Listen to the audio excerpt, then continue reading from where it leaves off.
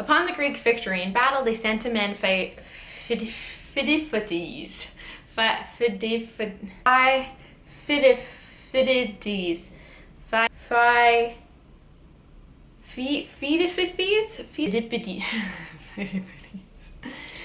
God, ancient Greek's hard. Hi everyone, today I'm going to be covering the history of the marathon, that 42.195 kilometer race that I don't really understand why anyone does it willingly, but people still do it. So the marathon actually has a surprisingly ancient history and comparatively modern history in its creation, people running it, where it comes from, all that sort of thing. So I'm going to first get started with its ancient history and kind of where the idea of the marathon comes from. So I'm going to be going back all the way to ancient history. Yes, the marathon is that old, or at least the idea of the marathon is that old. It dates back to 490 BCE in ancient Greece and involves a really big battle between the forces of good and evil. So in 490 BCE, King Darius I decided that he wanted to invade Greece and tuck it away into his Persian Empire, which he had recently acquired with somewhat kind of means of force. Before he had gotten to southern Greece, Darius I had been warring and pillaging kind of throughout parts of Europe. So he'd been in what was called Thrace, which is modern day Turkey, Bulgaria, and parts of Greece. He was in Macedon, which is again another area of Greece that we know today. And eventually he set his sights on the south. So at the time, Greece was not like the Greece we know today. It was actually filled with a lot of kind of like city-state areas or smaller regions, kind of like Sparta, Athens, Olympia, Thebes. They were all kind of doing their own thing, but they all lived in what the kind of borders of Greece are today. When Darius I invades Greece, he would start a war that lasted about 60 years between the nation states of Greece and the Persian Empire. So Athens and Sparta, even though they didn't really like each other, would ultimately join forces to try and fend off the Persian army. And this accumulated to what was called the Battle of Marathon. So yes, Marathon is actually a place in Greece. It's got an ancient battlefield, and today it has a little town of about 7,000 people living in it. So during this battle, Persians versus the Spartans and Athens, eventually the good side, or the Athenians and Spartans, start to win the battle, and they eventually win it. So upon their victory, they send a man named Phidippides all the way to Athens to essentially announce the defeat of the Persian army. So he ran the whole way, which was essentially about 40 kilometers. He gets to Athens, he screams out to the Athenian people, "We are victorious," or "We have won," and then he collapsed and died.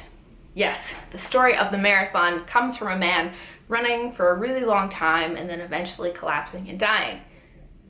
Slightly ironic. I can't imagine how many people would just be able to run as fast as they can for 40 kilometers without collapsing at some point. But of course, like other Greek legends, the legitimacy of this has been questioned a few times because, like most Greek legends, they're fairly dramatic, kind of like a giant Trojan horse made out of wood or some guy holding an entire planet on his shoulders for all of eternity. But hey, it sounds fun. So eventually this Battle of Marathon did not end this war. Athens and Sparta were able to fend off the Persians for a little bit. However, Darius' son Xerxes I would come back for more, try and redeem his father's loss, and he got his butt kicked by Gerard Butler and some really beefy Spartans. So this kind of Greek legend is what inspired the idea of a marathon. And now we're going to fast forward all the way to the first ever Olympic Games in 1896. Now, flashing forward to when Pierre de Coubertin was planning the first ever modern Olympic Games in 1896. As they were going to be held in Athens, the initial place of the ancient Olympic Games, they wanted to create an event that kind of glorified ancient Greece, to kind of represent the history of the Olympics, but also to represent them being back in Athens for the first time since the Games ended. So this inspiration for a marathon as an actual event kind of stems from two different places. The first one is Michael Briel, a professor of grammar who really liked a lot of these ancient Greek legends and heroes, and Briel was also really good friends with Coubertin at the time and probably suggested the idea of a marathon as an event. Another inspiration inspiration probably comes from a man named Robert Browning, who wrote a poem titled Pheidippides in 1879. As he was a very popular poet at this time, a lot of people knew a lot of his works, and they would have known about the story of Pheidippides that he wrote in his poem. So it's very likely that Coubertin had read this poem, and with his friend's suggestion of having a marathon, they kind of came together. He sent out the idea to the Greek organizers. They really liked it, and they decided to create an official marathon event. When they actually ran the event during the Olympics, they used the route they believed would have been the same one Pheidippides took, which was again about 40 kilometers. The winner of the event was Greek Spiridon Lewis, and he finished with a time of 2 hours and 58 minutes.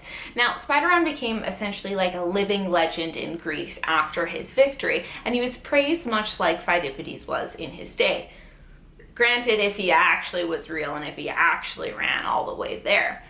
But because the marathon was such a huge hit at the games, not just with Greek spectators, but it was also a huge hit with a lot of the athletes in different countries that came too. Apparently, over 100,000 people watched as the athletes came into the Panathenaic Stadium to finish off their marathons. This led to a lot of other people, especially people in America, being inspired by this marathon event.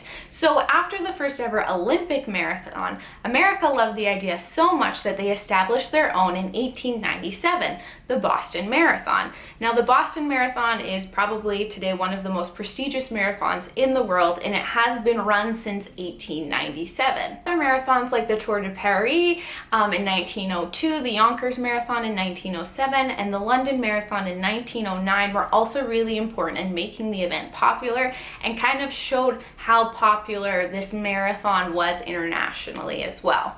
Now, in the very early years of the marathon, the distance varied a fair bit. It kind of differed between different places the marathons were being held, even within different years, different Olympic games. There wasn't a set or standardized distance. A lot of people just kind of went off of that 40-kilometer mark. And they either extended it or made it a little bit shorter. And kind of as an example of this, within the first 7 Olympic Games, there were 6 different distances for the marathon, and was only officially adopted in 1924 to do the 42.195 kilometers. So this distance actually dates back to the London Games of 1908, and the course had been extended due to a request from the royal family, particularly Queen Alexandria of the UK. Now, the Queen wanted the course to start on the lawn of Windsor Castle so that her children and their cousins could watch the start of the marathon.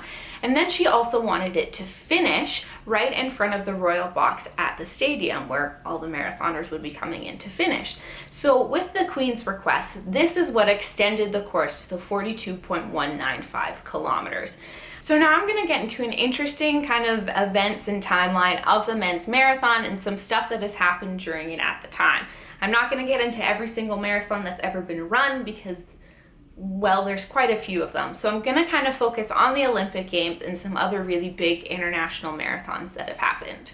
So one of the next kind of Olympic marathons that happened that was really big was at the 1904 St. Louis, Missouri Olympic Games. Now, the marathon for this games was an absolute mess. So I'm going to get started with the conditions of the day and of the trail. So the day of the race, it was about 32 degrees Celsius. The course itself was actually 24.85 miles, which is just slightly longer than what a marathon's supposed to be. And the trail had tons of hills and inclines and really bad road conditions.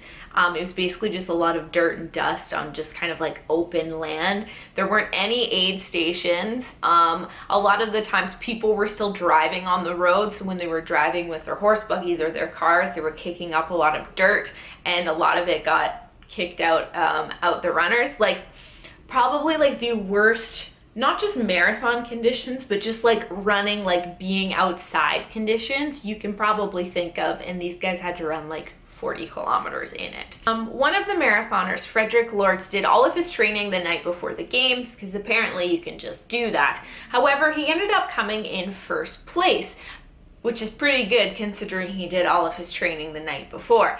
However, He actually stopped running the race about 9 miles in, and his manager went and picked him up in his car to drive him to the finish line. But unfortunately, the car broke down, likely due to the amount of dust that was in the air, and so Lords had to get out and continue running, and somehow he ended up being the first one to the finish line. So when he crossed the finish line, he was awarded gold, but eventually some spectators were like, hey, that guy didn't actually run the whole race. I saw him just get dropped off. Because of this, he was later banned for life in just about any form of sport or anything from the Amateur Athletic Union of America.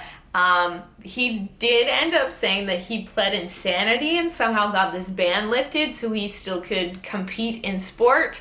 And actually a year later he went on to win the Boston Marathon. So he could run a race, he just didn't really want to that day, and also he can't have been that insane. So on to the next fun marathoner. Thomas Hicks, who was a Brit running for America, is considered one of the first cases of doping in the Olympic Games, and essentially what he did is he mixed brandy and rat poison together, which of course is highly toxic, and he also had raw egg whites mixed in with this rat poison as well, and that was what he used to get him through the race. So rat poison, essentially one of the ingredients in rat poison, was believed at the time to stimulate the nervous system kind of in small doses. So they thought that someone ingesting rat poison would actually make them faster and make them better at running in an event.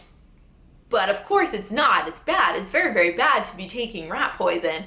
Eventually Hicks actually ended up finishing second to Lorts. However, Hicks nearly died on the course and had to be carried off of the finish line and immediately treated by doctors who eventually did save his life because he was really dehydrated and had ingested rat poison. Yes, he ingested rat poison because that was somehow going to get him to the finish line. So another marathoner who ran this race I'm going to talk about, yes, there was a lot of stars at this marathon, was a Cuban guy named Felix. So he ended up being late for the race, and he showed up in all of his civilian clothing. Now, he said he was late because he lost all of his money gambling in New Orleans the night before and had to kind of walk and hitchhike to St. Louis. So he ended up having to run in his civilian clothes because he didn't have any of his luggage with him either. So he chopped off the bottoms of his trousers and made them into shorts. And along the way he was hungry, so he stopped off at an orchard and ate a rotten apple, got sick, and then ended up just falling asleep in the middle of the course. But eventually he got up and came in 4th place. I don't know.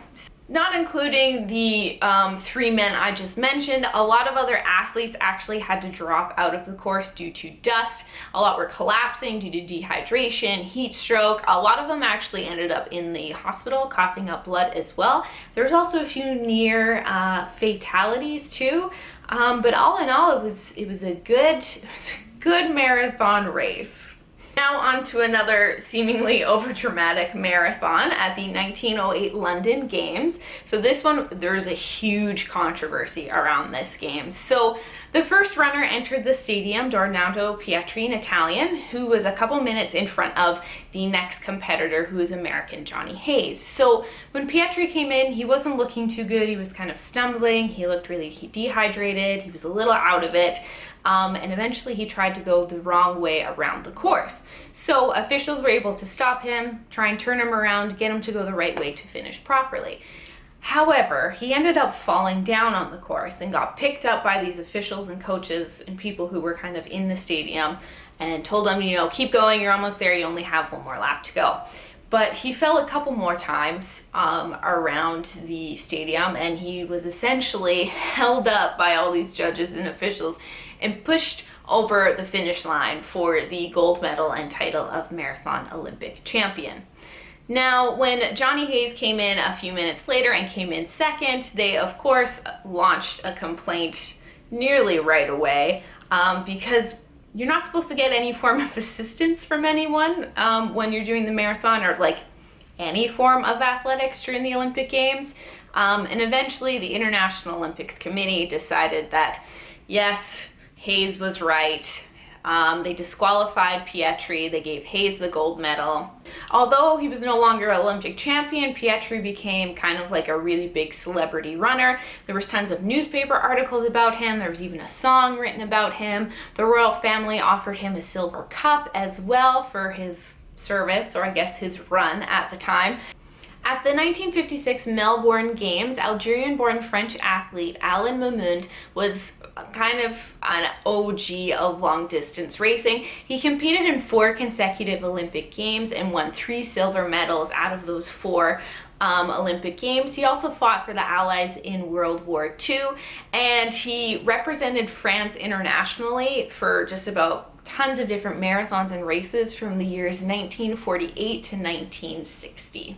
At the 1960 Rome Olympics, Abebe Balaka of Ethiopia won the marathon while running barefoot. He also set a world record during his race, and again in 1964, where he ran the marathon again barefoot.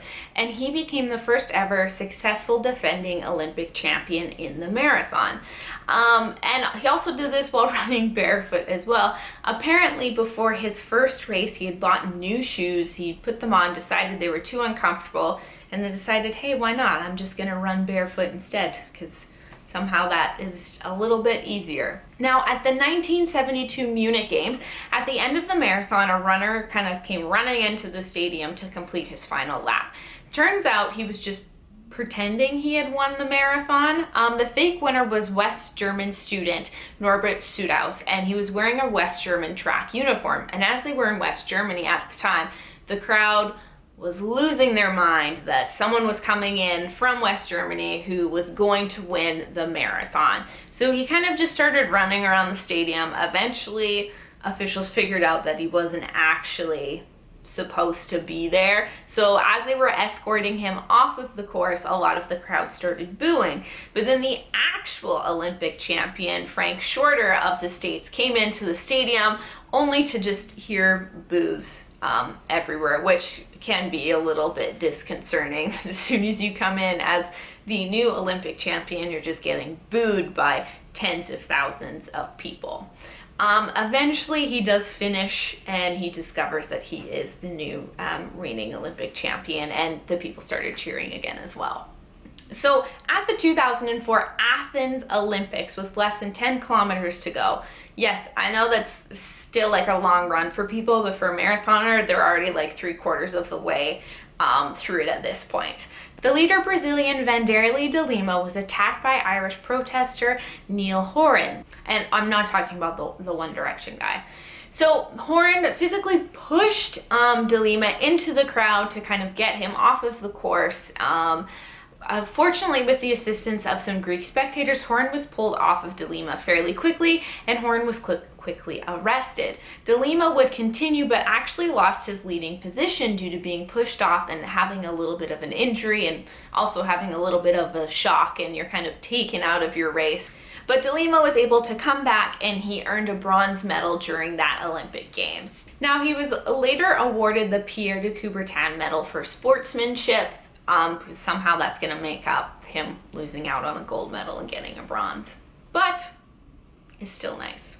Now, what was the reasoning behind this attack? So apparently Horan wanted to promote his religious belief that the world was going to be ending soon, and somehow he thought attacking someone in the marathon was going to get that across to people. The guy's a little crazy. Now, in 2011, Brit Pooja Singh runs an 8-hour, 11-minute, and 6-millisecond marathon. Now, you might think, that's a pretty long time to run a marathon in comparison to all the people I've been talking to. However, he is officially the first person over the age of 100 to complete a marathon. If you can do an 8-hour marathon over the age of 100, you can probably do just about anything.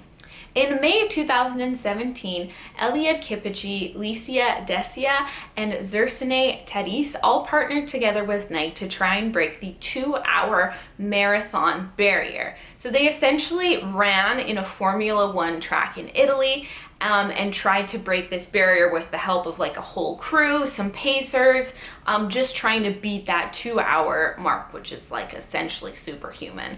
Now, the person who came closest to this was Kipchoge with a time of 2 hours and 25 milliseconds. He was like so close to doing it, but it's still like superhuman. Now, their times weren't considered like legitimate world records or anything because they weren't at like a sanctioned race event. They also used the assistance of pacers in different times, and they had lots of assistants, and it wasn't on like a special track or anything. So they aren't considered official times, but they're kind of considered their personal bests. Now, Eliud Kipchoge is considered one of the greatest marathoners, if not one of the greatest athletes alive. Not just for his Olympic medals, which he has quite a few, but for his numerous championships at like the London, Berlin, Chicago, and even Boston marathons. Now, this guy can run incredibly fast, and he's won just about every kind of like serious marathon he's entered. So he's entered about 12, and he's won 11 of them, which is insane. This guy is an incredible athlete. So Kipchoge holds the current world record for the men's marathon with a time of 2 hours, 1 minute, and 39 milliseconds. And that was set at the 2018 Berlin Marathon. And that's essentially like less than 15 minute, like 5 kilometers.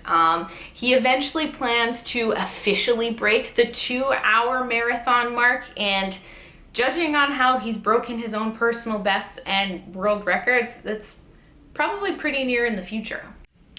So in conclusion, marathons have a surprisingly old/ancient yet new and modern history to them. They're also something really popular, not just for elite athletes, but for everyday regular people to challenge themselves and try and complete.